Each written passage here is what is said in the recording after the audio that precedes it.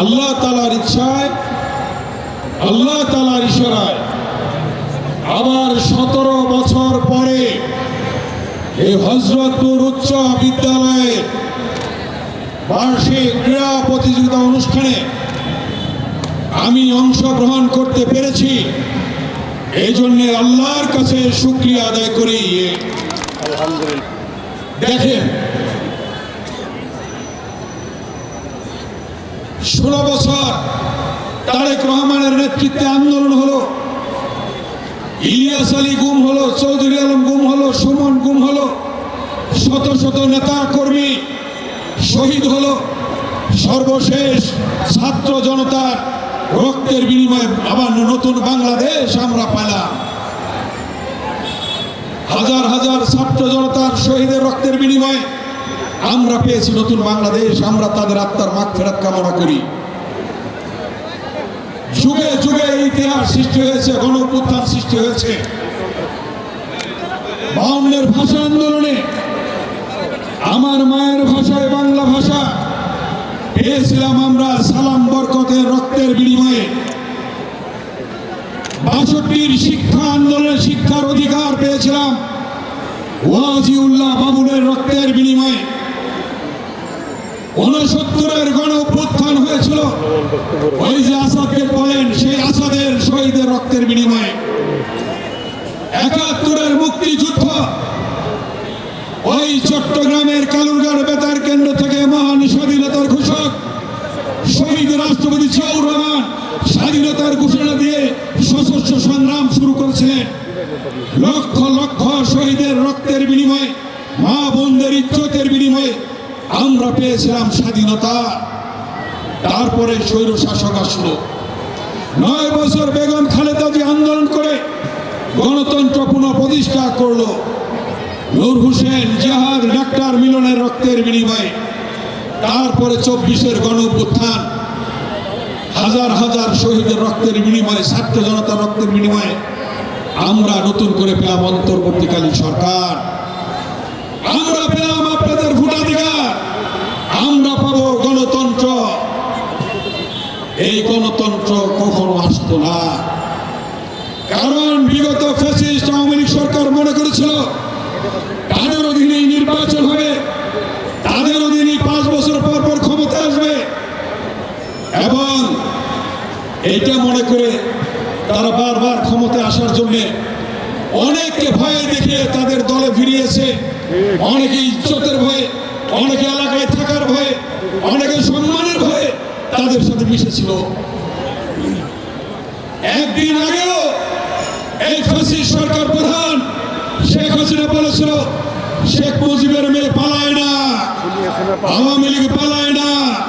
একদিন পরই শেখ হাসিনা সহ আওয়ামী লীগের নেতা কর্মীরা পালিয়ে গিয়েছে। এটা কে করেছে? আল্লাহ। জোরে বলেন, কে করেছে? আল্লাহ। আল্লাহ করেছে। পালিয়ে যেতে বাধ্য হয়েছে। আজকে অন্তর্বর্তীকালীন সরকার, সামনে নির্বাচন, ইতিমধ্যেই ভোটার হালনাগাদ হচ্ছে। প্রধান উপদেষ্টা বলেছেন ডিসেম্বরের মধ্যে নির্বাচন দেবেন। সেই নির্বাচন হবে গণতান্ত্রিক নির্বাচন। আপনি আপনার সেন্টারে গিয়ে ভোট দেবেন। বিগত 3টি নির্বাচনে আপনারা ভোট দিতে পারেন নাই। কি পেরেছেন ভোট দিতে? দিতে পারেন নাই। এবার ভোট দেবেন ইনশাআল্লাহ। এবার ভোটে আল্লাহ যদি আনে, সরকার হবে খালেদা জিয়া সরকার, সরকার হবে বিএনপি সরকার, সরকার হবে তারেক রহমানের সরকার। ইনশাআল্লাহ, আল্লাহর ইচ্ছা। ইনশাআল্লাহ। তাহলে কি করব আমরা? যত দল এই 16 বছর আন্দোলন করেছে, সকল দলকে নিয়ে জাতীয় সরকার গঠন করব আমরা। ইনশাআল্লাহ। জাতীয় সরকার গঠন করে আমরা এই এলাকার উন্নয়ন, ব্যারিস্টার ইরফান ইবনে আমান আমি এখানে নির্বাচন করে তার মাধ্যমে কাজ সমাপ্ত হবে ইনশাআল্লাহ। ইনশাআল্লাহ। আমি যেই মাঠে দাঁড়িয়ে বক্তব্য রাখছি, আপনাদের মনে আছে এটা ছিল একটা বাওর। ঠিক। আমার পিছনে ছিল বাওর কলেজে। বাওর বলে কাকে অনেকে জানে না, কারণ যাদের বয়স এখন 18 বছর, 30 বছর, 34 বছর, তারা জানে না। 34 বছর বছর পূর্বে শুরু করেছিলাম। এই হাই স্কুল ছিল না, এই হাই স্কুল করেছি। এই মাঠ ছিল বিল পর, এই মাঠ ভরাট করেছি। পিছনে জিয়াউর রহমান ডিগ্রি কলেজ, ওই বর ভরে ডিগ্রি কলেজ করেছি। এবং এই মাঠে এসে বিএনপির ভারপ্রাপ্ত চেয়ারম্যান দেশনায়ক তারেক রহমান এই কলেজের ভিত্তিপ্রস্তর দিয়েছিলেন 2002 সালের 28শে জুন। আপনাদের মনে আছে? ঠিক। হাই স্কুল হয়েছে, কলেজ হয়েছে। এই যে আজকে রাস্তা, আজকে Dhalikandi bridge, Alipur bridge, Jindrabad bridge, Bosila bridge, রাস্তাঘাট। এই হযরতপুরে কোনো রাস্তা একটা ইট ছিল না, ঠিক। হযরতপুরে কোনো স্কুলে একটা বিল্ডিং ছিল না। সকল ওই কবি নজরুল হাই স্কুল যখন হলো, ভাঙা টিনের ঘর ছিল, সেখানে আমরা বিল্ডিং করেছি। এই হযরতপুর উচ্চ বিদ্যালয় প্রথম টিনের ঘর দিয়ে শুরু করেছি, তারপরে আমরা এই বিল্ডিং করেছি।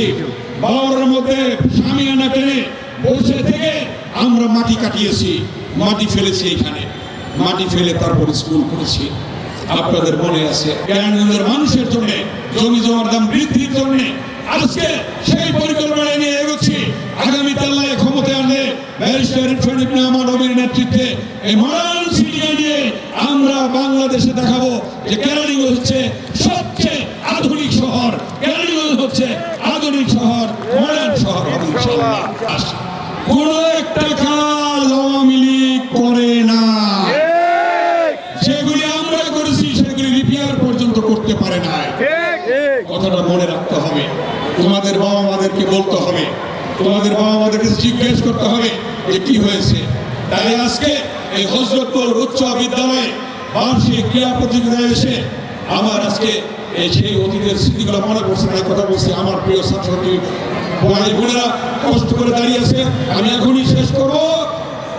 আজকে হযরতপুর উচ্চ বিদ্যালয় কেরানীগঞ্জের মধ্যে একটি ঐতিহাসিক স্কুল। এই স্কুলের আজকের এই বার্ষিক ক্রীড়া প্রতিযোগিতা